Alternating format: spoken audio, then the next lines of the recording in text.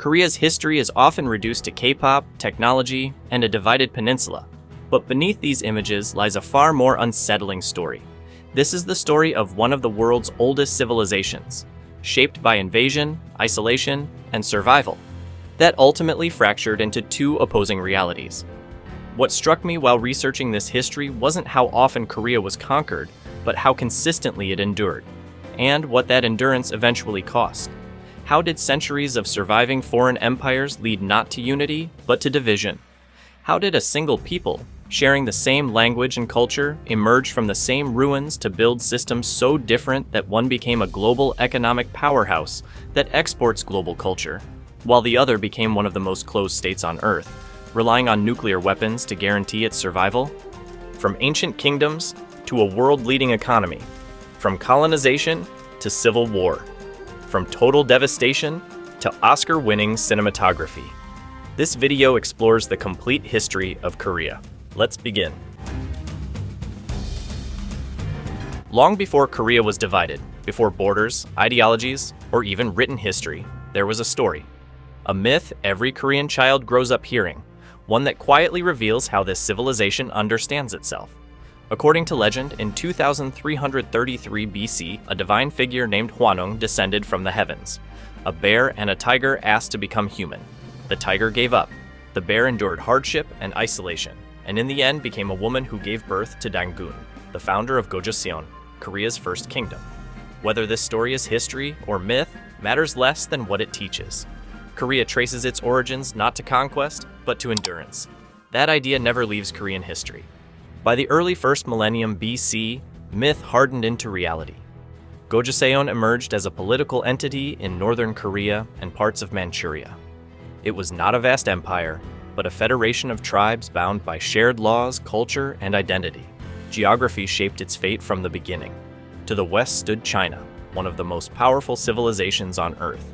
Trade and ideas flowed across the border, but submission did not. That refusal came at a cost. In 108 BC, the Han Dynasty invaded and destroyed Gojoseon, replacing it with Chinese commanderies. For many societies, this would have meant disappearance. In Korea's case, it triggered resistance and rebirth. From the ruins emerged a new era, the Age of the Three Kingdoms. Goguryeo dominated the north. Founded in 37 BC, it was a warrior state forged through constant warfare. It fought Chinese dynasties, nomadic tribes, and rival kingdoms, often defeating forces far stronger on paper. At its height, it controlled much of northern Korea and Manchuria. Its people did not see themselves as subjects of empire, but as defenders against it, a mindset that would echo deeply in Korean identity, especially in the north. To the southwest, Baekje followed a different path. Founded in 18 BC, it emphasized diplomacy, trade, and culture over expansion. Baekje became a conduit between civilizations, transmitting Buddhism, writing systems, and artistic traditions to early Japan. Its influence shaped Japanese civilization in ways still visible today. Baekje proved that Korean power could move through ideas, not just armies. Silla, founded in 57 BC in the southeast, began as the weakest of the three. Smaller and constantly threatened, it survived through political intelligence rather than brute force. Silla understood that power was not only about strength, but about timing, patience, and alliances. In the 7th century, it made a dangerous calculation, allying with Tang China to eliminate its rivals. Baekje fell in 660 CE. Goguryeo followed in 668 CE. For the first time, the Korean peninsula was unified under a single ruler. Unification brought a familiar danger. With its rivals gone, Tang China attempted to turn Korea into a controlled territory. Once again, Korea resisted.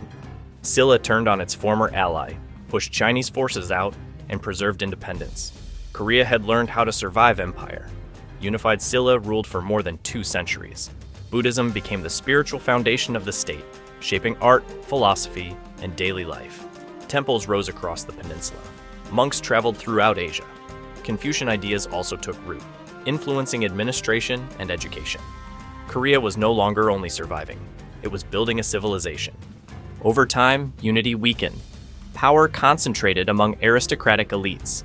Corruption spread. The distance between rulers and common people grew. In 935, unified Silla collapsed, not through invasion, but through exhaustion. Even before its fall, a new power had emerged. In 918, Wang Geon founded the Goryeo Dynasty, giving Korea the name the world still uses today. Goryeo embraced Buddhism deeply and produced extraordinary cultural achievements. The Tripitaka Koreana, carved onto more than 80,000 wooden blocks, was created to preserve knowledge against destruction. By the 13th century, Goryeo craftsmen had developed metal movable type, centuries before Europe. This was a society that understood memory as a tool of survival, but culture could not erase geography. Goryeo faced repeated invasions from the Khitan Empire, surviving through diplomacy and strategic retreat. Then came the greatest test of all, the Mongols. Beginning in 1231, Mongol forces invaded Korea repeatedly for nearly 30 years. Cities were destroyed, farmland devastated, entire regions emptied. Goryeo resisted fiercely, even moving its capital to Ganghwa Island. Eventually, resistance became impossible. In 1259, Goryeo submitted to the Mongol Yuan dynasty, becoming a semi-autonomous vassal. Control was lost, but identity endured. When the Mongol Empire weakened in the 14th century, Korea did what it had learned to do best. It waited. It endured. It reclaimed its autonomy. What stands out to me in this long history is that after thousands of years spent surviving threats from the outside, Korea was about to face a far more dangerous test, learning how to survive itself. In 1392, after nearly 5 centuries of rule, the Goryeo dynasty collapsed, and a new Korea was born. General Yi Seong-gye seized power and founded the Joseon Dynasty, a state that would last more than 500 years and shape Korean society more deeply than any dynasty before it. Joseon was not simply a change of rulers. It was a redefinition of how Korea understood power, morality, and order. One of Joseon's first and most decisive choices was ideological. Buddhism, which had dominated Goryeo, was pushed aside, and Confucianism became the foundation of the state. Confucian ideals emphasized hierarchy, loyalty, duty, and moral discipline. Society was reorganized into rigid classes, with scholar officials at the top, farmers beneath them, and merchants viewed with suspicion. Education became the gateway to power. Civil service examinations determined who could govern. Honor, obedience, and reputation defined social life. This system brought stability and order, but it also made Joseon deeply conservative and resistant to change. Yet within this rigid structure, Joseon produced one of the most remarkable achievements in human history. In 1443, under King Sejong the Great, Korea created its own alphabet, Hangul. Unlike writing systems that required years of elite education, Hangul was designed to be logical, efficient, and easy to learn. Its characters reflected the shape of the mouth and tongue during speech. For the first time, ordinary people could read and write in their own language. What strikes me most about Hangul isn't just how ingenious it is, it's how radical it was. A king designing a writing system not for scholars, but for common people, in a society that wasn't yet ready for that kind of equality. Unsurprisingly, the elite resisted it, fearing that literacy would weaken their authority. Even Korea's greatest innovation revealed the tension between progress and preservation. For much of the 15th and 16th centuries, Joseon enjoyed relative peace. Then, in 1592, disaster struck. Japan, newly unified under Toyotomi Hideyoshi, launched a massive invasion of the peninsula. Japanese armies swept north, capturing cities and devastating the countryside. The war lasted until 1598 and left Korea in ruins. Hundreds of thousands died. Farmland was destroyed. Cultural treasures were lost or taken to Japan. Korea survived through local resistance, the naval victories of Admiral Yi Sun-sin, and Ming Chinese intervention. But the cost was immense. The invasion shattered Joseon's economy and confidence. Recovery was brief. In the 17th century, new threats came from the north. The Manchus invaded twice, in 1627 and 1636, forcing Joseon into submission as a tributary of the Qing dynasty. The humiliation cut deep. Korea, long loyal to Ming China, now bowed to a new power it viewed as uncivilized. These invasions reinforced a lesson that would shape policy for centuries. Opening the door to the outside world invited catastrophe. From this trauma emerged a defining strategy: Korea closed itself off. Foreign contact was restricted, trade tightly controlled, and new ideas treated with suspicion. Joseon survived while other states collapsed, but the world beyond Korea did not stand still. By the 19th century, Western powers and a rapidly modernizing Japan were industrializing, expanding, and projecting military force across Asia. Korea, still bound by Confucian bureaucracy and defensive isolation, fell behind technologically and militarily. By the late 19th century, Korea was no longer choosing isolation. It was having it forced upon it. Foreign powers demanded access and concessions. Treaties were signed under pressure. Ports were opened against resistance. Sovereignty eroded piece by piece. After Japan's victory in the Russo-Japanese War in 1905, Korea lost control of its diplomacy and became a Japanese protectorate in all but name. Japan, now a modern imperial power, no longer saw Korea as a neighbor, but as a strategic prize. What followed explains one of the most misunderstood moments in Korean history. In 1910, Korea disappeared from the map. After centuries of survival against stronger powers, the Korean peninsula was formally annexed by Japan. What followed was not simply foreign rule, but an attempt to erase a nation's identity. The Japanese colonial government dismantled Korean political institutions, seized land, and placed the economy entirely under imperial control. Korean language and history were pushed out of schools, Korean names were replaced with Japanese ones, and cultural expression was tightly restricted. The goal was clear. Korea was not meant to exist as Korea anymore. For millions of Koreans, daily life became defined by fear and humiliation. Forced labor sent workers to mines, factories, and construction projects across the Japanese Empire. During the later years of World War II, hundreds of thousands were mobilized to support Japan's war machine. Families were torn apart, communities hollowed out, and an entire generation grew up under occupation. Yet even under extreme repression, resistance never disappeared. Independence movements operated both underground and in exile. The March 1st movement of 1919, when peaceful protests erupted across the peninsula, showed that Korean identity had not been erased. It had gone silent, waiting. In August 1945, Japan surrendered at the end of World War II, and its empire collapsed almost overnight. Korea was suddenly free, but freedom came without preparation.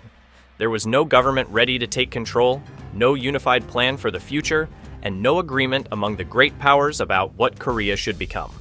Into this vacuum stepped two armies. Soviet forces entered the peninsula from the north. American forces arrived from the south. In a decision made hastily and with little understanding of Korean history, the peninsula was divided at the 38th parallel. What was meant to be temporary would soon become permanent. The division hardened quickly. In the north, under Soviet influence, a communist state took shape. In the south, under American influence, an anti-communist government formed. Political violence and unrest spread, especially in the south, where competing visions for Korea's future clashed violently. By 1948, two separate states had been declared, each claiming to be the only legitimate Korea. Tension filled the peninsula. Borders closed. Families were split. The wounds of colonization had not even begun to heal when a new disaster arrived. On June 25, 1950, North Korean forces crossed the 38th parallel. The Korean War had begun. What followed was one of the most destructive conflicts of the 20th century, especially when measured against the size of the population. Cities were reduced to rubble. Villages disappeared. Millions of civilians were killed or displaced. The front lines shifted back and forth repeatedly, turning the entire peninsula into a battlefield. The United States and its allies fought under the United Nations banner in support of the South, while China entered the war to support the North. Korea once again became the battleground for larger powers, just as it had so many times before. This period marks the birth of modern Korean trauma. Colonization stripped the nation of sovereignty. Liberation arrived without unity or preparation. War followed before recovery could begin. Korea's division was not the result of ancient hatred or cultural difference, but of geopolitical decisions imposed by foreign powers during a moment of global chaos. When the guns fell silent in 1953, Korea did not find peace. It found separation. An armistice froze the peninsula in place, cutting one nation into two opposing states. Both sides emerged devastated, impoverished, and traumatized. At that moment, there was little to distinguish North from South. They shared the same history, the same language, and the same poverty. What followed was not destiny, but a sequence of choices, pressures, and power structures that pushed one people toward radically different futures. In the South, survival came first. The state that emerged after the war was authoritarian, militarized, and fiercely anti-communist. With the North just kilometers away, fear shaped every decision. Military rule dominated politics for decades. Civil liberties were restricted, protests crushed, and opposition often met with prison or worse. Yet within this harsh reality, a single decision reshaped the nation's future. Economic growth would come before everything else. Beginning in the early 1960s, South Korea launched an experiment few believed would work. With almost no natural resources, a destroyed economy, and one of the lowest incomes in the world, the country bet on industry, exports, and education. 5-year economic plans guided every major decision. Foreign aid became factories. Rural villages were reorganized through the Sayamal Undang movement. Children were pushed toward math, science, and engineering with relentless intensity. The results were staggering. Within a single generation, South Korea moved from extreme poverty to industrial power. Shipyards, steel mills, and electronics plants replaced farmland. Exports surged. Companies like Samsung, Hyundai, and LG grew from small local firms into global giants. By the 1980s, South Korea was building the world's largest ships, producing cars sold worldwide, and manufacturing the technology that would soon define modern life. What makes this transformation extraordinary is speed. In roughly 30 years, South Korea achieved what took many Western nations more than a century. Living standards rose sharply. Life expectancy increased by decades. Literacy became nearly universal. Seoul transformed into a megacity of glass, steel, and ambition. Economic success brought confidence. Confidence brought resistance. By the late 1980s, mass protests filled the streets. In 1987, after weeks of nationwide demonstrations, military rule collapsed. South Korea forced its way into democracy. It was not granted. It was taken. The story did not end there. The country survived the Asian financial crisis of 1997 by restructuring rather than collapsing. In the decades that followed, South Korea emerged not only as an industrial power, but as a cultural one. K-pop, cinema, television, fashion, and gaming carried Korean identity across the world. A nation once erased from the map now shaped global culture. North Korea followed a very different path. After the war, Kim Il-sung consolidated power and reshaped the state around Juche. Officially, it meant self-reliance. In practice, it meant total control. The state became the center of all life. Loyalty was not political, it was personal. Power concentrated around the Kim family, forming a dynastic system unlike any other modern state. The government controlled industry, agriculture, information, and movement. Borders hardened. Radios were fixed to state frequencies. History was rewritten. The outside world was portrayed as hostile and perpetually threatening. For a time, the system appeared to work. With heavy Soviet support, North Korea rebuilt faster than the South in the 1950s and 1960s. Its industrial base was strong, its military vast. To many Koreans, the North looked like the future. But when the Cold War ended, that foundation collapsed. Soviet aid vanished. Trade dried up. The economy unraveled. In the 1990s, famine swept the country. Hundreds of thousands, possibly millions, died. And yet the system did not fall. That survival is the key to understanding North Korea. It endures not because it is efficient, but because it is sealed. Fear replaces trust. Propaganda replaces information. The military consumes resources while civilians endure scarcity. External enemies are not a side narrative. They are the pillar that holds the state together. Today, South Korea is fast, open, and globally connected. North Korea is isolated, controlled, and largely hidden from the world. They share the same history, language, and ancestors, but live in fundamentally different realities. Korea's story began with a myth about endurance. That endurance remains. The question now is simple. Does survival mean coming back together, or learning to live forever divided?